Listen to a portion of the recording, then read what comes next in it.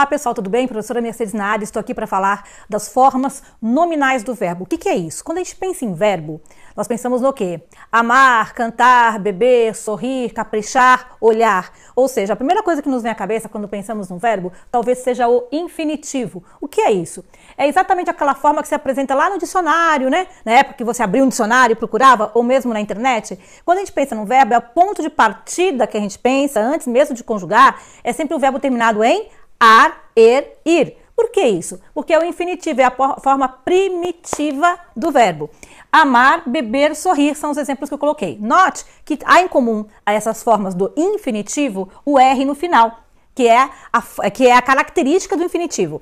E a vogal que aparece antes, ó, ar, ir, nós chamamos de vogal temática. Então, o infinitivo é o primitivo, é a forma primeira do verbo. A partir daí, outras formas podem aparecer e mesmo as conjugações. Então, chamamos o infinitivo de momento 1 do verbo. A partir daí, você vai conjugar ou usar até o próprio infinitivo. O infinitivo, quando usamos, tá? Em termos de interpretação, Enem adora a interpretação, né, pessoal? Amar. Quer dizer que você está amando? Não. Quer dizer que eu estou amando? Beber. Quer dizer que eu estou bebendo? Não. Está neutro, percebeu? Ou seja, amar é uma ação ainda estática. Ninguém está fazendo essa ação em tempo nenhum. Então chamamos o verbo paradinho, chamamos de verbo potencial, ação parada. Ainda não está acontecendo, é um ponto antes de começar a ter a própria ação. Tá? Então chamamos de estado potencial ou parado, como queira. Tá? Há também o gerúndio, que é esse NDO, amando, bebendo, sorrindo.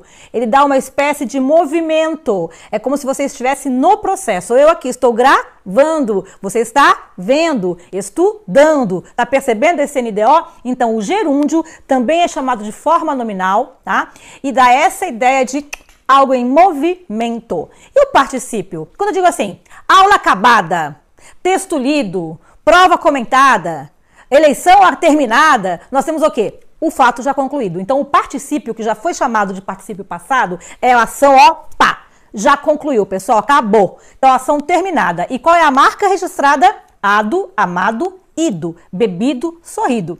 Tá claro? Então, chamamos de formas nominais infinitivo, gerúndio e particípio, porque elas não estão conjugadas e nós vamos ver daqui a pouquinho que elas podem ser usadas até de maneira muito criativa. Olá, tudo bem? Vamos então para a nossa aula de tempos verbais, para a primeira aula, tá?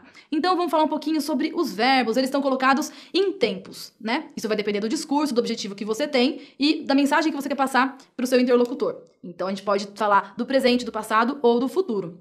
Os tempos, então, tempo de modo, é quando o verbo indica uma certeza, uma realidade, algo que de fato acontece, ou aconteceu, ou acontecerá. Então, o presente sempre vai expressar um fato atual. Por exemplo, eu moro nessa casa. O verbo morar, eu moro, tá no presente, tá bom? Então esse é o primeiro tempo.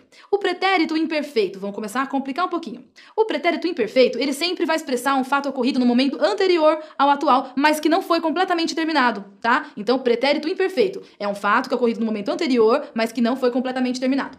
Por exemplo, ela pintava o quadro quando foi interrompida. Tá bom? Essa frase, o pintava, o verbo pintar, tá indicando que é o pretérito imperfeito.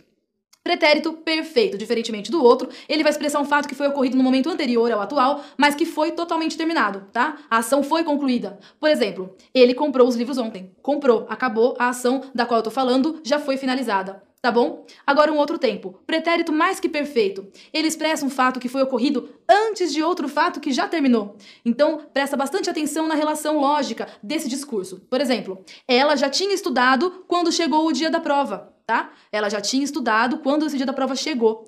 Então, essa é a forma composta. Agora, a forma simples. Ela já estudara quando as provas chegaram, tá bom? Esse é o tempo verbal, que é diferente do pretérito apenas. Agora, futuro do presente, futuro simples. Ele anuncia um fato que deve ocorrer num tempo vindouro com relação ao momento atual, tá? Então pense sempre assim, quando tá falando de verbo. Tem o presente em que o falante tá. Então esse tempo conjugado, seja pro passado, seja pro futuro, ele tá sempre relacionado de alguma forma a esse presente. Então nesse caso, ele viajará amanhã. Para eu criar esse viajará, esse futuro, ele tem relação com esse presente, porque se ele viajará, é porque eu tô num hoje que não é ainda esse amanhã, tá? Então ele viajará amanhã. Já um outro tempo, futuro do pretérito. Ele vai anunciar um fato que pode ocorrer posteriormente a um fato que foi determinado no passado. Por exemplo, se eu quisesse um doce, compraria este bolo. Se eu quisesse, compraria, tá? Esse é o futuro do pretérito, porque ele está enunciando um fato que pode ocorrer posteriormente a esse fato passado, tá bom? Então é isso. Espero que vocês tenham gostado. Vamos continuar aí com os verbos, é um tema muito importante. É importante você treinar. Se tem tempos verbais que você não consegue entender ainda direito, tem que pegar exemplos, tem que ler frases, releia a definição, reveja o vídeo. Preste bastante atenção nos exemplos, porque vendo uma frase e outra e comparando os tempos verbais entre si, é que você vai entender qual é a função de um e a função de outro, porque que quando você emprega de uma forma errônea, a frase não faz o sentido correto, tá bom? Então é isso, a gente fica por aqui. Obrigada e até a próxima aula.